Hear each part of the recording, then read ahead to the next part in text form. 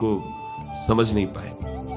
आप विचार करके देखिए, जब कोई पवित्र अनुष्ठान कोई राक्षस करता था तो बहुत पहले से ही वो मदिरा त्याग देता था, मांस खाना त्याग देता था, दूसरे की निंदा करना त्याग देता था, अपवित्रता का त्याग कर देता। परम पवित्र ऋषियों की तरह होकर वो तब अनुष्ठान करता था, यद्यपि वो जगत विनाश के लिए अनुष्ठान होता, पर उसके लिए भी पवित्रता की ऐसी आवश्यकता थी।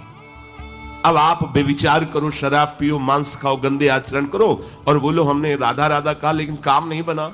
वो बोल रहे थे कि कितना भी बड़ा संकट हो, फिर बोल रहे हैं अगर भयानक से भयानक विपत्ति को ऐसे न नष्ट कर दे तो बता देना, कृष्णाय वासुदेवाय हरे परमात्मने प्रणतः क्लेशनाशाय गोविंदाय नमो। इसका जप करो और जब तक तुम्हारा काम पूरा ना हो जाए ब्रह्मचर्य से रहो, झूठ मत बोलना, मदिरा मत पीना, मांस मत खाना, और नाकाम हो जाए तो मैं बताना कि भारी से भारी विपत्ति का नाश करके भगवान श्री कृष्ण का आश्रय उसे ऊंचे उठा देगा, इस जगत की धरा से उठा देगा। विश्वास में आप मदिरा पियो, मांस खाओ, बेविचार करो, सोचो 1,00,000 2,00,000 महात्मा को दे देंगे, हमारी कामना पूर्ति हो जाएगी। बिल्कुल भूल में मत रहना। आपको संशय होता है नाम पे, संशय होता है मंत्रों पे, संशय होता है शास्त्र के विधान पर। आप चलते हो शास्त्र विधान से? कहां चलते हो? अरे हम जब कह रहे कोई राक्षस भी अनुष्ठान करता था तो वो इन नियमों का पालन करता था। इतना अनुष्ठान में कि मेघनाथ को पैरों से मार रहे हैं बंदर भालू, पर वो ना मंत्र छोड़ रहा है, ना हिल रहा है, ना उनकी तरफ देख रहा है। इतना सहनशील होना चाहिए अनुष्ठान के लिए। किसी कामना की पूर्ति के लिए सांगोपांग अनुष्ठान करो, भला कामना की पूर्ति ना हो जाए? नहीं। आप शास्त्रों में पढ़ के देखो, संतान उत्पत्ति के लिए कैसे व्रत, पयोव्रत का कैसे अनुष्ठान किया, पवित्र रह करके इतनी इतनी मात्रा में ये आहार लेना है, इस मंत्र का जप। भगवान गर्भ में आ गए। क्या चाहिए तुम्हें? भारी से भारी विपत्ति को दूर करने के लिए आर्त भाव से पुकारो भगवान को। तुम्हें धनी बनना है, अनुष्ठान कीजिए। हम कह रहे किसी विशेष मंत्र आदि की तरफ ना बढ़िए, बोलिए राधा राधा। क्या चाहिए आपको? कृष्ण कृष्ण बोलिए। सब मंत्रों का सार है नाम में, आप बोलिए तो नाम। पवित्र होइए, गंदे आचरण छोड़िए। क्या चाहिए आपको? भगवान का नाम जहां गूंजता है वहां ऐश्वर्य अपने आप चरणों में लौटता है। अब छल कपट करो, हिंसा करो, गंदे आचरण करो, सोचो हम बहुत बड़े धनी बन जाएं, तो दुष्कृति का फल दरिद्रता और दुख होता है, सुकृत का फल ऐश्वर्य और सुख होता है। अब लगाओ तुम कांटेदार वृक्ष और चाहो कि हमको रसीला फल प्राप्त हो, तो इसे मूर्खता ही कहते हैं। फिर दोष देता है काल, कर्म, ईश्वर को, शास्त्रों को, मंत्रों। अरे कुछ नहीं नाम मंत्र में।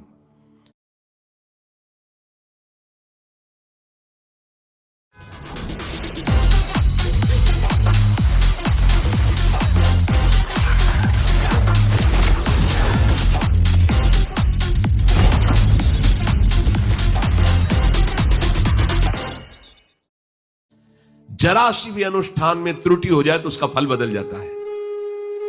आप कहां अनुष्ठान कर रहे हैं? कौन सा अनुष्ठान कर रहे हैं? सबसे पहला नियम अनुष्ठान का होता है पवित्र आचरण, ब्रह्मचर्य, सत्यवाद, पवित्र भोजन, संयम से। कोई भी अनुष्ठान कर, किसी भी विषय का अनुष्ठान करके देखो, अभी हो जाएगा।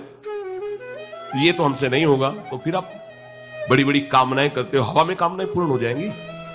किसी की भी काम, किसी का भी महाबली या तेजस्वी पुत्र पैदा हुआ, उसको देखो कैसे रहा है, उसके माता पिता कैसे आचरण किए हैं। 10,000 वर्ष तक भगवान श्री हरि में मन लगाकर निरंतर मंत्र जपने पर कश्यप और विंता जी ने भगवान गरुण जी को प्रकट किया। भगवान गरुण जी श्री हरि के वाहन, प्रथम पुत्र अरुण जी जो सूर्य के सामने बैठे हुए हैं, सारथी बने 10,000 वर्ष। करदम जी भारी तपस्या करके पत्नी प्राप्त कर रहे हैं, तो भगवान स्वयं कपिल देव जी के रूप में अवतार ले रहे हैं।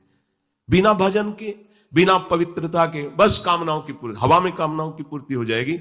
मनमानी आचरण, कुछ नींबू काट दो, उसमें सिंदूर रख दो, या कलावा बांध दो, या अंगूठी बांध लो, या जंतुर मंत्र बांध लो, भस्म, इनसे कुछ होगा? कुछ नहीं होगा। राधा राधा राधा राधा राधा, जो कर चाहोगे हो जाए, पर पवित्र आचरण, साथ में पवित्र आचरण हो। एक किसान भी अन्न बोता है तो खेती को तैयार करता है। आपको अपने हृदय की भूमि तैयार करनी होगी।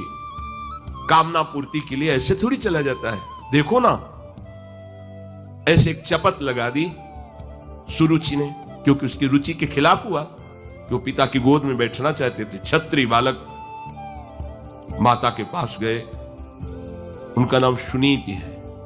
वो सुंदर नीति से चलती है, वो रुचि से चलती है, सुरुचि अपनी रुचि, और वो सुनीति सुंदर नीति से चलती है। मां पिताजी ने गोद में बैठाला नहीं, और मां ने चपत लगा दी और कहा तू ऐसे कि गर्भ से प्रकट हुआ है, सिंहासन का अधिकारी नहीं।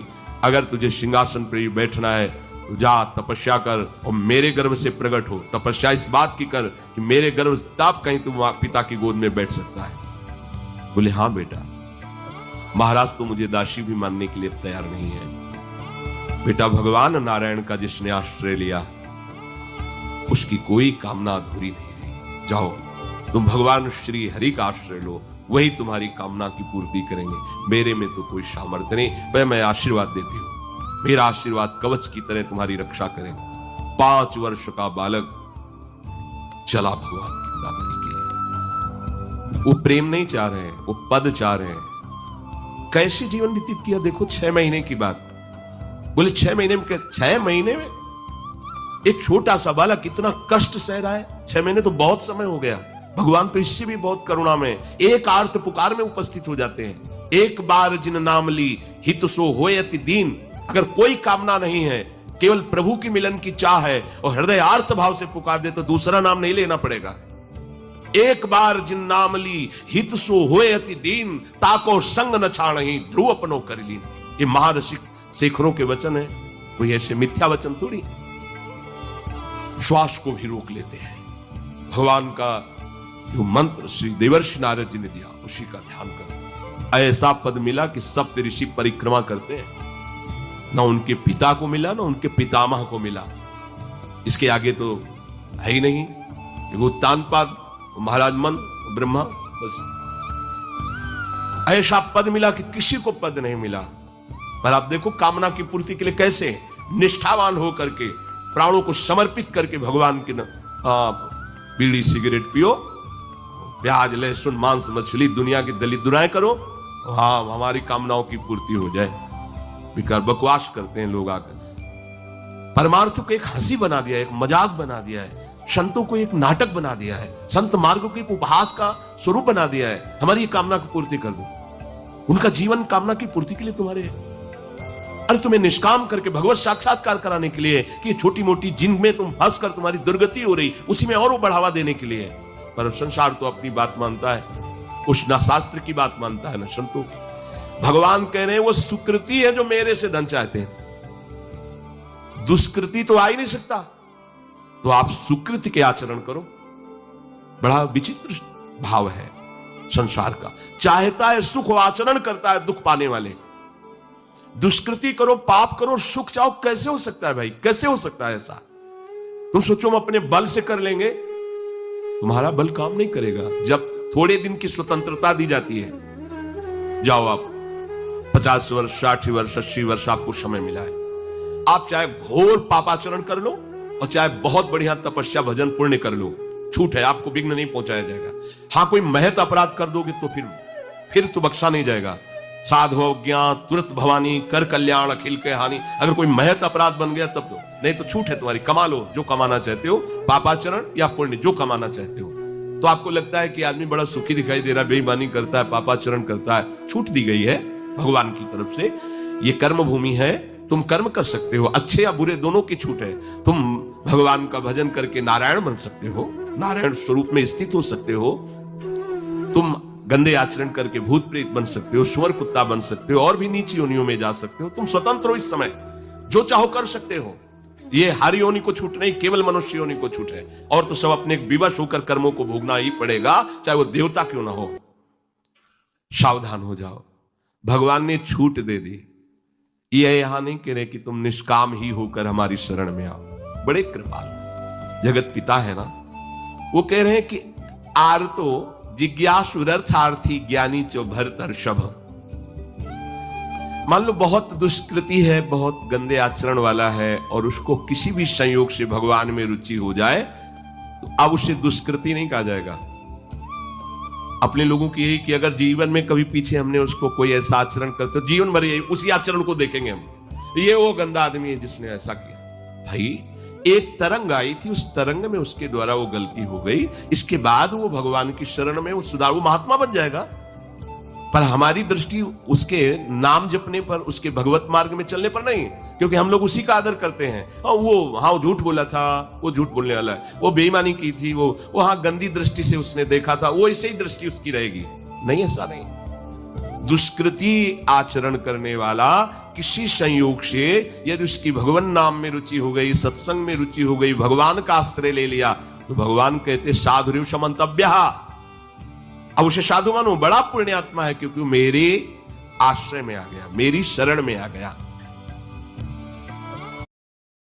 1.2 लीटर पेट्रोल इंजन पूजा, मैं छोड़ दूं? 5.2 लीटर इंजन पूजा, मैं छोड़ देता हूँ। पूजा 250 ml फुल्ली इलेक्ट्रिक। पिक्चर साथ में देखें। एनर्जी का king sting. Infinix Note 50X. Feel free to drop it. And dunk it. And frisbee it.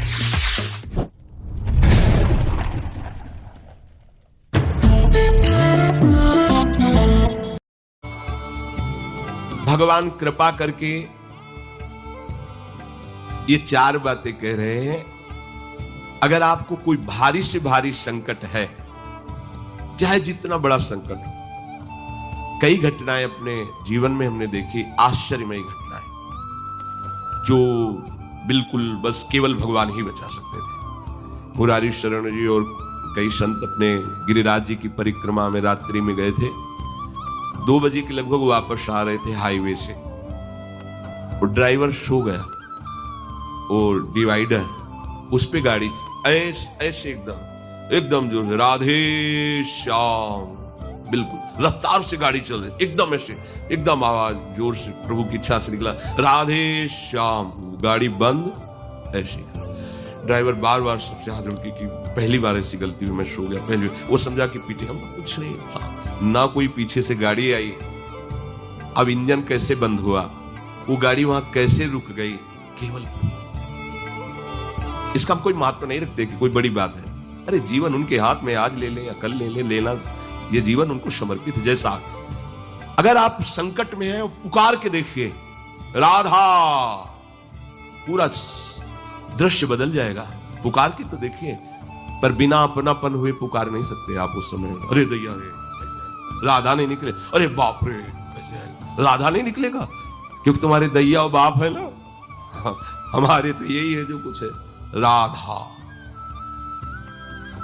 दर्शन करने राधा वल्लभ जी के जा रहे थे, शराब पिए मोटरसाइकिल से उधर से कोई आ रहा था, हमारे दोनों पैरों के बीच में पहिया मोटरसाइकिल रफ्तार से आ रहा था। बस ऐसे, अब आगे हाथ रखी जाएगा जब वो ऐसे, वो जो खोपड़ी सी होती मोटरसाइकिल, ऐसे श्री राधा, बंद। बोला बाबा बंद कैसे हो गई? कभी बंद ना हो जाती तो हमें बंद कर देते। तो बोले बाबा हम शराब पिए थे तो हमसे संभली। हम कुछ नहीं कह रहे, आप जाइए। बोले हमें तो आश्चर्य कि बंद कैसे हो गई। हम काम जिनकी शरण में हो, कर तुम अकर तुम अन्यथा कर तुम सर्वसमर्थ है। भगवान का प्रताप जगह जगह जगह जगह दिखा है। मतलब कैसे हम तुम्हें बताएं। महुआ से आ रहे हैं ट्रेन में, अब किसी श्रद्धालु ने टिकट दे दी। अब हम ज्यादा पढ़े लिखे तो है नहीं, कक्षा 9 पढ़े, संसारिकता का ज्यादा ज्ञान नहीं, बचपन से इसी में लगे रहे, तो वो तो ज्ञान। अच्छा उसके कौन पढ़े कि कौन से स्टेशन की क्या, हमको हमें तो भाई टिकट दे दी, लो महाराज आप बनारस की टिकट, तो अपनी झोली में डाल ली और बैठा दिया वो अच्छे वाले उसमें है। हाँ जो भी रूम कहे जाते हो वातानुकूलित कच्छ वो जो होते उसमें, हम तो क्या हमारे पास टिकट है, ओ आए वो जांच वाले टिकट, हम बड़े गर्व से लिखा कोई टिकट है। उन्होंने देखा, बोले स्टेशन कब निकल गए हो, कहाँ बैठे हो तुम, ये जनरल की टिकट है और ये स्टेशन तो कब निकल, कहाँ जाना है हमका, वाराणसी। बोले तुम्हारे पास टिकट तो है नहीं। और अब पावर होता है जब, तो फिर उसमें और हमारी और नई अवस्था उस समय थी 24-28 के बीच की जो अवस्था, वो कुछ बोलने, अभद्र शब्द बोलने वाले, खड़े हो चलो हमारे साथ बोलने। ऊपर एक आदमी ले नीचे उतरा, अंग्रेजी से उससे बात की, इतनी बड़ी कागज में टिकट बनवाई, हमें दी, पैसा दिया और कहा सर आप जी। कोई नहीं, कौन है ये, कौन उतर के आ रहा है, कौन सहयोग कर रहा है? अरे जिसके सहारे हैं वो एक एक कदम पर दुलार कर रहा है। अब संकट निवृत्ति के लिए हम प्रभु का आश्रय न लेकर जगत का आश्रय बड़े बड़े चूक कर देते हैं। अमुक है, उनका संबंध हम दृढ़ रखते हैं क्योंकि कभी हुआ तो वो काम आएंगे। धिक्कार है भगवत शरणागत कहला करके किसी अन्य का आश्रय लेना। इतने बड़े मालिक हैं, सर्वत्र सर्वशक्तिमान, तुम्हें और किसी का आश्रय चाहिए? पर ये बात तभी समझ में आएगी जब खूब सत्संग करोगे और नाम जप करोगे। भगवान का आश्रय पल पल पर देखा है, उनका जीवन में दुलार देखा है। बस ये लगा कि भगवान ही बचा सकते हैं, दूसरा कोई नहीं बचा सकता। गंगा किनारे कुछ जगह ऐसी होती है जो ऊपर से एकदम सूखी पपड़ी दिखाई दे रही, वो अंदर भारी दलदल होता है। हम लोग अपनी मस्ती में चले जा रहे हैं, पीछे से आवाज, ए बाबा रुकना, कदम रुकिए। वो दौड़ के आया, बोले बाबा आपको पता है ये यहाँ से देखो आधा किलोमीटर तक दलदल है, फंस जाओगे तो वहीं खड़े खड़े मर जाओगे, कोई निकालने वाला नहीं। ऊपर से सूखी पपड़ी, नीचे पग पग पर प्रभु को देखा है। अर्थ अगर संकट निवृत्ति कोई कर सकता है तो भगवान श्री हरि कर सकते हैं। आप उनका आश्रय, भगवान उसको अपना कर के कहते हैं बड़ा उदार है, उसने मेरी शरण ली। उदार जैसे बच्चा दौड़ कर घर आ जाए, माँ की गोद में बैठ जाए तो माँ क्या कहती है, बहुत दुलार करती है। ऐसे दुलार करते हुए उस मनुष्य को भगवान करे ये बड़ा उदार है, बड़ा सुकृति है, इसने दुख निवृत्ति के लिए मेरा आश्रय लिया।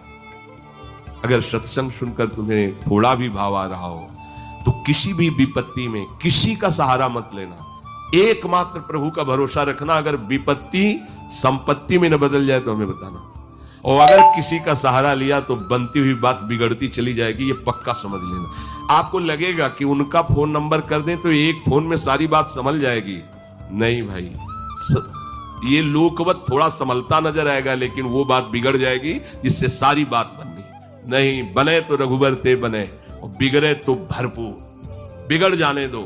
क्यों? इतनी बिगड़ जाएगी तो संभलेगी कैसे? वो बिगड़ते बिगड़ते अंतिम स्टेज पर ऐसा संभाल देगा जितनी संभली थी उससे 1000 गुना बढ़ के। वो बड़ा महामहिम है। अर्थार्थी जो केवल भगवान से अर्थ चाहता है, ठीक है, हमें धन चाहिए तो भगवान श्री हरि का आश्रय ले, जो चाहिए आप मान लीजिए, पर गलत आचरण कर रहे हो इसलिए आपके ऊपर प्रभाव नहीं पड़ रहा। माउंटेन ड्यू, डर के आगे जीत है। जल्द करने निकले हुए, थ्रिल हो गया। हमारी बात हाथ जोड़कर हम प्रार्थना करें, मान लीजिए सब कामनाओं से पीड़ित है, सबकी कामनाएं पूर्ण हो जाएंगी।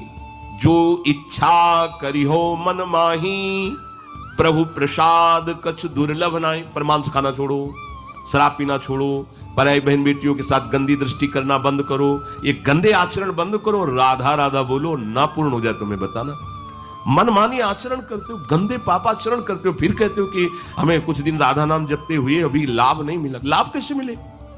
आप नीचे से तो ऐसे असाधन कर रहे हो, पापाचरण कर रहे हो, प्रभु की आज्ञा का उल्लंघन करोगे तो कैसे प्रभु प्रसन्न हो जाएंगे तुम पे? हमें किसी से अपना काम बनाना होता है ना, तो उसकी रुचि के अनुसार चलना होता है। एक साधारण व्यवहार की बात करें, हमें आपसे काम बनाना है तो हमें आपकी रुचि की देखनी पड़ेगी और आपकी रुचि के अनुसार चलना पड़ेगा। आपकी भावना में हमारी कदर बने तब हमारी बात बनेगी। तो हमारे प्रभु तो पहले ही कहते हैं तुमसे कि ममैवांश तू मेरा है, पर प्रभु की आज्ञा है शास्त्र के अनुसार चलो, जो मैं बोल रहा हूं वैसे ही चलो। ऐसा चलोगे तो तुम्हें धन मांगना ही नहीं पड़ेगा। आपको मजाक लगता है सब कथाएं सुनकर, अगर विश्वास हो तो तुम्हें मजाक न लगे, ऐसा तुम्हारे जीवन में भी हो जाए। नरसिंह मेहता जी के पास उनकी बेटी के यहां भात भरने के लिए जब चर्चा चली तो अभी लगा कि अगर यहां निमंत्रण नहीं भेजेंगे तो बहू को दुख होगा, और निमंत्रण भेजते हैं तो बेइज्जती की बात होगी, क्योंकि सब बाबा जी आएंगे फटे पुराने कपड़े, मजीरा और करताल लिए और हरि नाम कृष्ण नाम गोविंद नाम कीर्तन करने। अब यहाँ वीआईपी लोगों के बीच में और लोग पूछेंगे कौन है तो कहेंगे समधी, बेइज्जती महसूस होगी। धनाभिमानियों को ये रहता है कि ये तो भिखारी हैं, बाबा जी हैं, इनके सामने क्या बेइज्जती ले। तो बोले इतना लिख दो कि वो आएंगे ही नहीं, इतना पर्चा में भात का सामग्री लिख दो कि वो आएंगे ही नहीं।